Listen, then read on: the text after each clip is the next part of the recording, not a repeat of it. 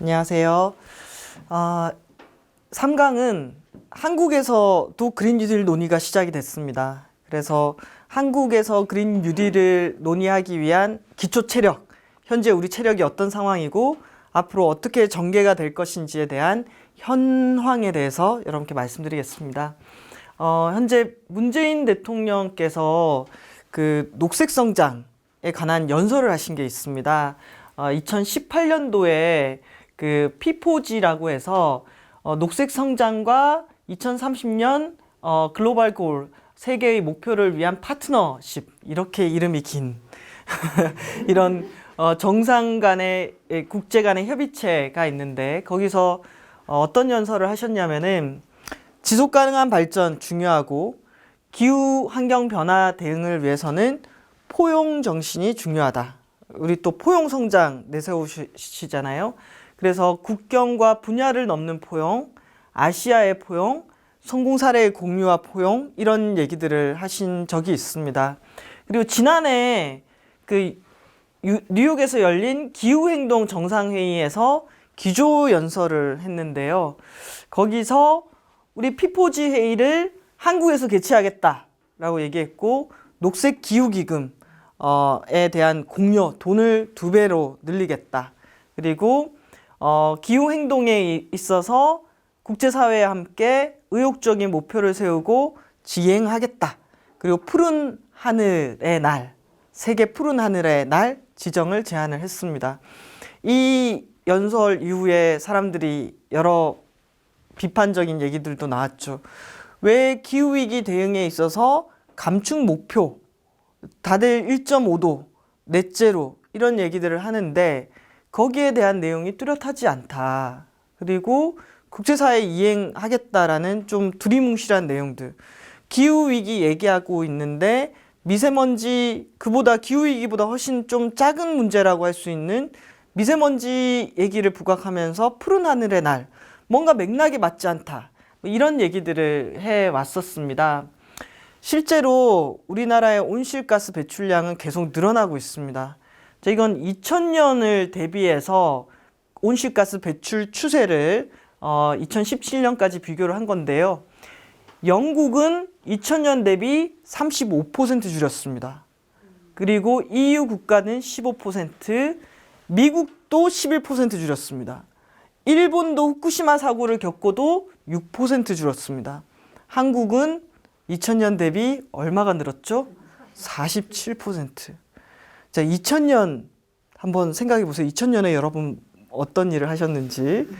2000년이 시작한다고 막 앞자리가 바꿨다고 막 그랬을 때가 정말 엊그제 같은데 벌써 2020년이 됐습니다. 근데 2000년에 비해서 지금 우리는 온실가스 배출량이 47%나 늘어났습니다. 그리고 다른 나라들, 우리가 주요국이라고 하는 나라들은 적어도 2000년보다는 온실가스를 줄이는. 그럼 우리는 지금 기후에 있어서 특히 온실가스 배출량에 대해서는 사실상은 좀 할 말이 없는, 노력을 거의 하지 않은 상태라고 할 수가 있습니다. 그래서 1990년대부터 시작해서 우리나라의 온실가스 배출량은 쭉 올라왔죠. 계속해서 늘어나고 있는 상황이다라고 보시면 될 것 같고요.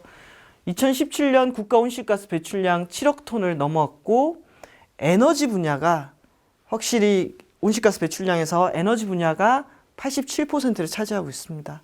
그래서 요 빨간색이 에너지, 그 다음 요건 산업 공정에서 인위적으로 나오는 온실가스, 요 색깔은 농업 분야에서 나오는 메탄이라든지, 그 다음에 요 주황색은 폐기물, 이렇게 되어 있죠. 자, 이렇게 딱 보기에도 에너지 산업 공정이니까 우리나라 정부로 치면은 산업통상자원부가 관리하는 영역에서 온실가스가 상당히 많이 배출되죠. 그 다음은 이제 농림부, 그 다음 폐기물은 환경부 정도, 이렇게 되어 있습니다. 배출원을 기준으로 하게 되면은 산업 분야가 54%를 차지하고 있고, 건물이 25%, 수송이 14% 정도를 차지하고 있습니다. 자, 그래서 기후 문제를 해결하는 데 있어서 에너지가 정말 중요하다라는 거. 그리고 우리랑 다 연결되어 있죠. 산업, 경제와 연결되어 있고 우리가 지내고 있는 건물에서 또 에너지 많이 소비하고 있고 이동하는데 에너지 많이 소비하고 있고 그럼 이제 우리가 뭔가 잡는다고 했을 때 산업, 건물, 수송, 폐기물, 농업 뭐 이런 분야에 집중해서 대책을 세워야 할 겁니다. 우리나라 온실가스의 87%가 에너지인데 그 에너지 중에서 또 이 40%는 어디서 나온다? 전기를 생산하는 과정에서 나옵니다. 전기는 화력발전소, 특히 석탄, LNG, 그리고 원전, 재생가능에너지 이렇게 쓰게 됐을 때 2017년 기준으로 우리가 석탄 비중이 43%입니다. 그리고 LNG 비중이 22%, 신재생 비중은 8.1%밖에 되지 않습니다. 그래서 온실가스의 상당 부분의 에너지 87%, 그리고 그 에너지 중에서 40%는 전력, 그리고 그 40%를 이루는 거에는 화력발전소 이렇게 구성되어 있고요. 기후변화 대응을 어떻게 하고 있는가에 대해서 전 세계 57개국을 대상으로 평가를 했습니다. 이 평가 항목은 온실가스 배출량, 재생가능 에너지 비중, 에너지 소비량, 그리고 기후 정책, 가중치를 둬가지고 이렇게 계산을 딱 해봤더니 한국은 어떤 색깔이죠? 빨간색입니다. 매우 낮은. 그러니까 기후변화 대응 지수가 매우 낮아요. 57개국 중에서 54등입니다.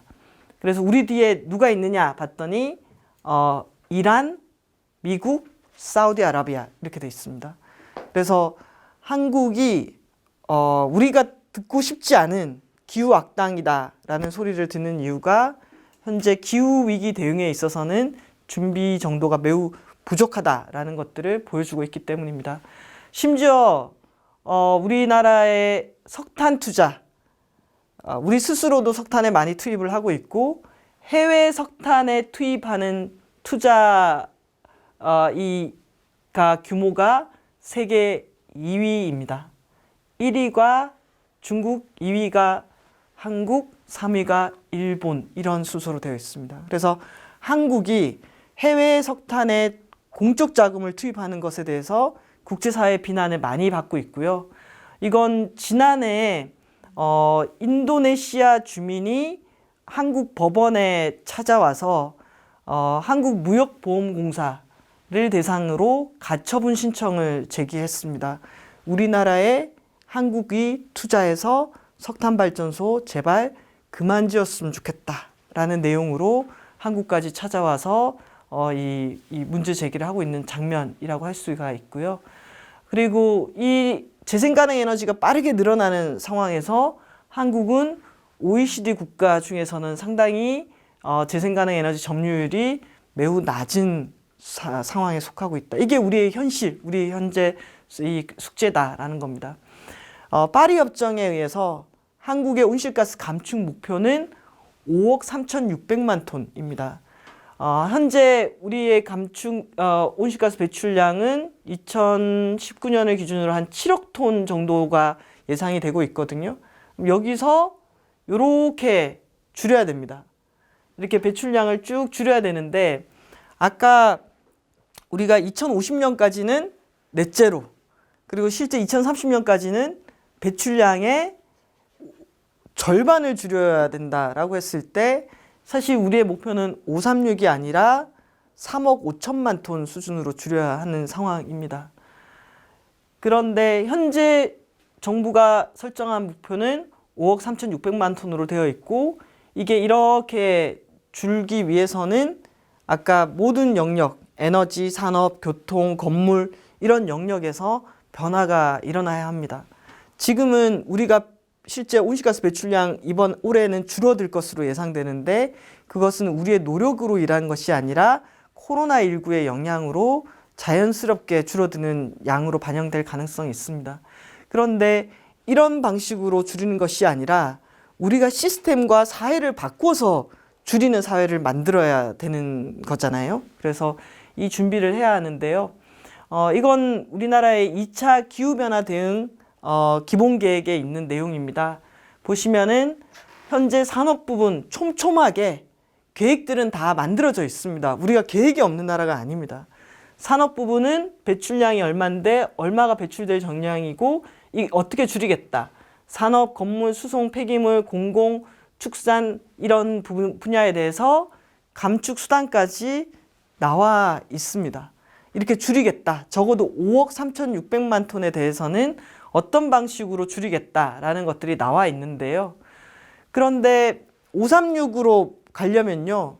저희가 절반이 아니라 5억 3,600만 톤 수준으로 줄이려면은 어떤 연도로 돌아가는 거냐면은 2000년으로 돌아가면 536 수준이 됩니다. 2000년.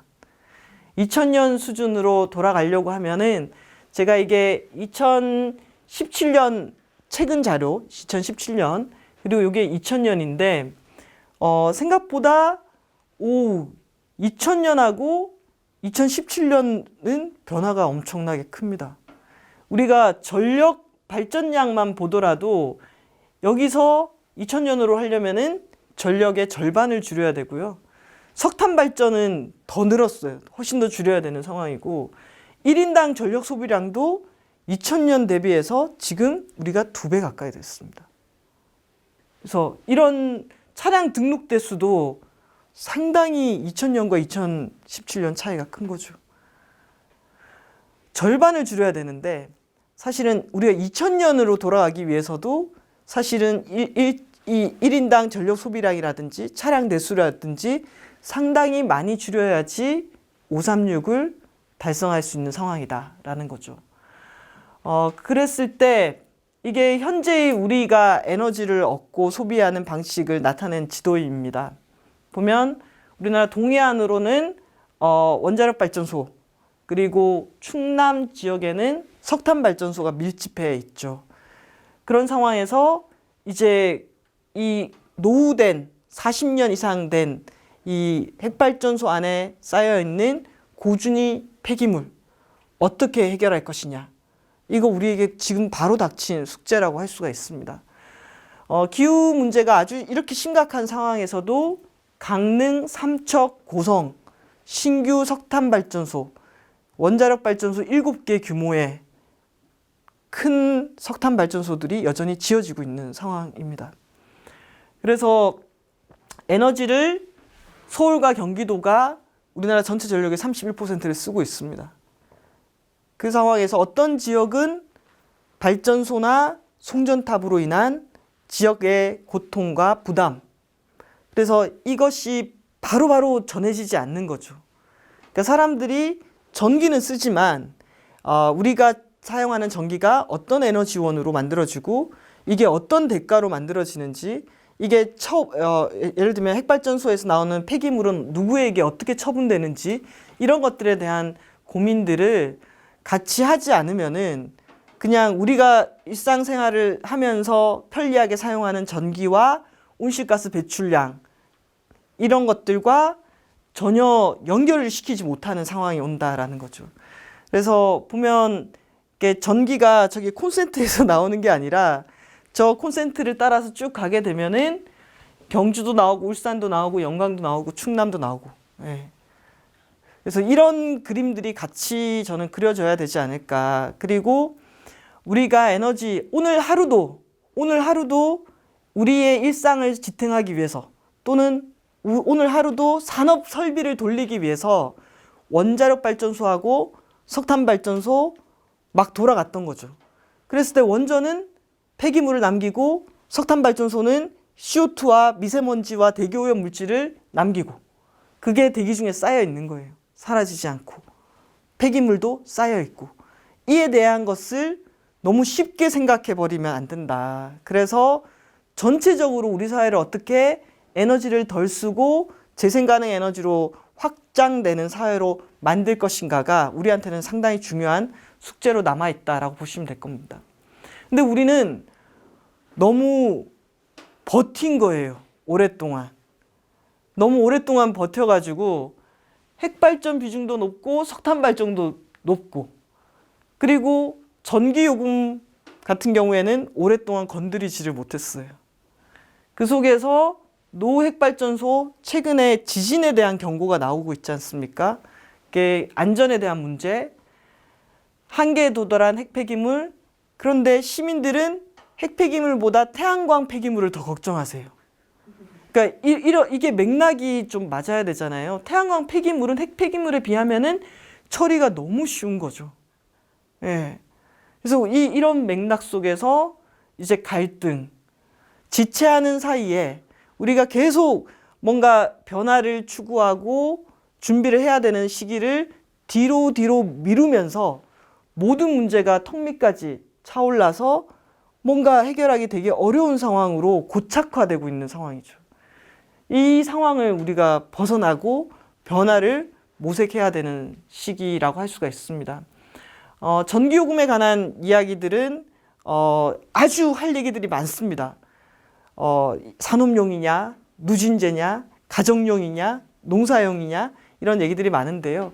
확실한 것은 우리가 너무 싼 전기요금에 취해 있다라는 거.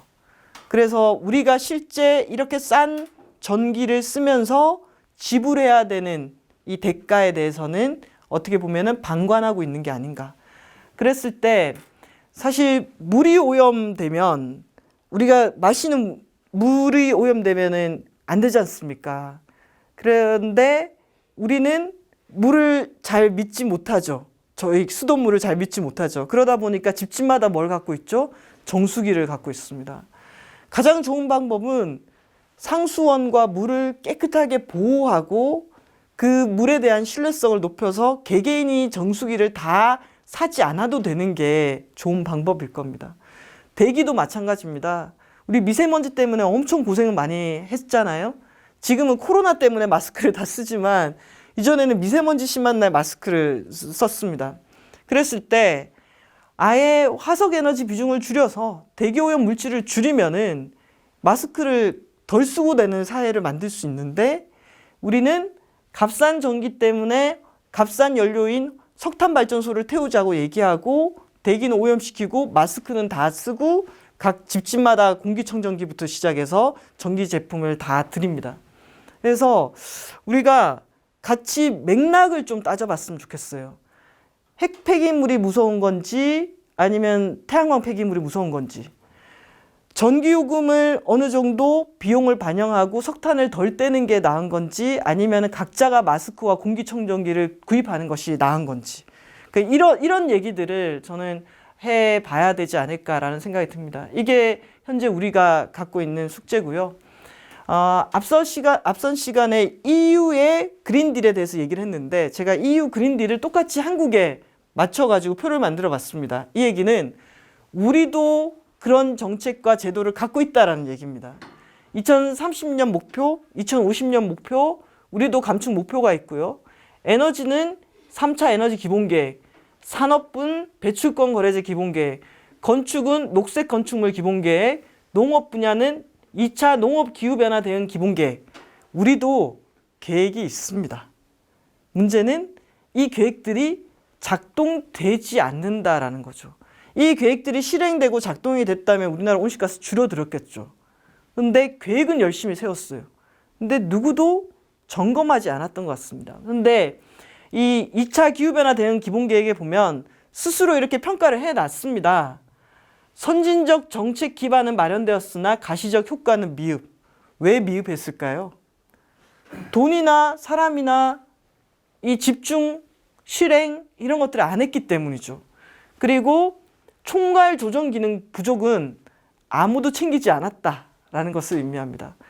체계적 이행 점검 수단의 부재로 실적과 정책 효과 간 격차 발생. 이행했는지 안 했는지를 점검하지 않았다라는 뜻입니다. 우리는 계획이 다 있었습니다. 계획이 있는데 실행하지 않았던 거.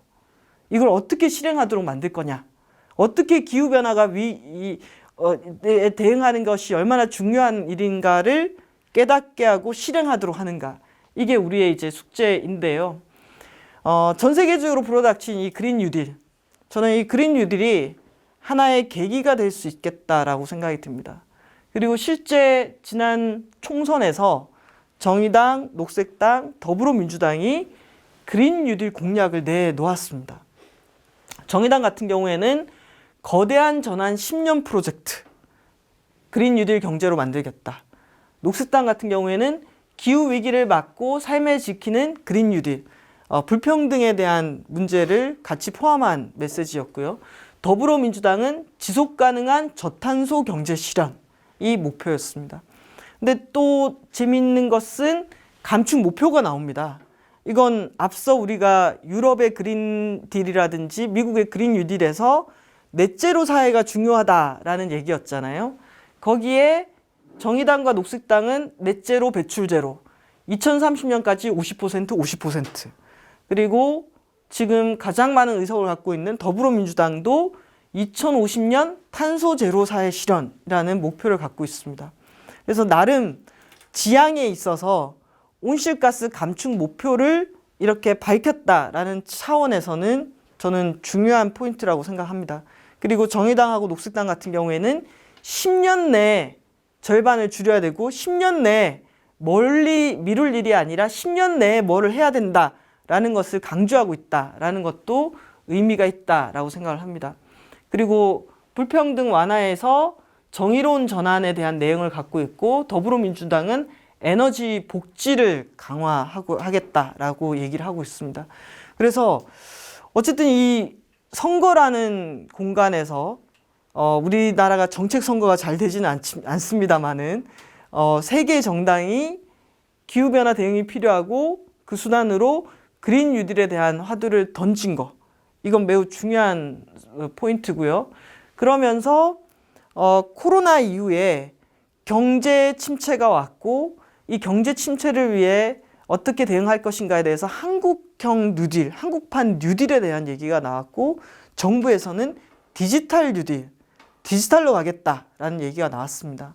근데 최근에 이런 내용으로 국회의 토론회라든지 이런 것들이 붐이 일고 국제사회에서의 그린 뉴딜이나 그린 딜에 대한 동향이 얘기가 되면서 지난 5월 10일 대통령께서 그린 뉴딜 방안을 마련해 보라라고 지시를 하셨고 실제 이 민주당에서는 5월 14일 날 21대 개원하면은 한국판 그린 뉴딜 기본법을 만들겠다라고 하면서 그린 뉴딜이 급물살을 타게 됐습니다.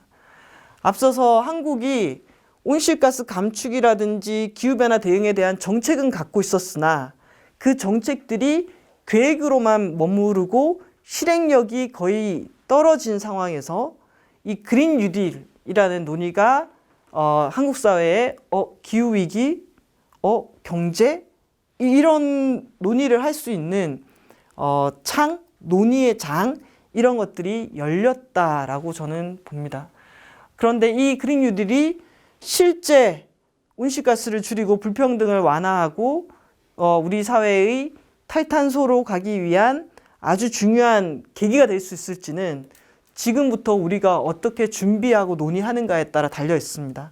만약 이 논의가 무산된다면은 2009년도에 저탄소 녹색성장 정책처럼 좌초될 수도 있겠죠. 그래서 저는 매우 중요한 이 기회를 잘 살려야 된다라고 생각을 합니다. 당장 대통령께서 그린 뉴딜에 대해서 얘기를 했을 때 우리 기후위기 비상행동의 논평은 빠졌다. 뭐가 빠졌냐? 배출 제로라는 목표와 불평등 해결에 대한 내용들이 빠졌다라고 얘기하고 있습니다. 저는 이러한 지적들이 매우 중요한 포인트라고 생각을 하고요.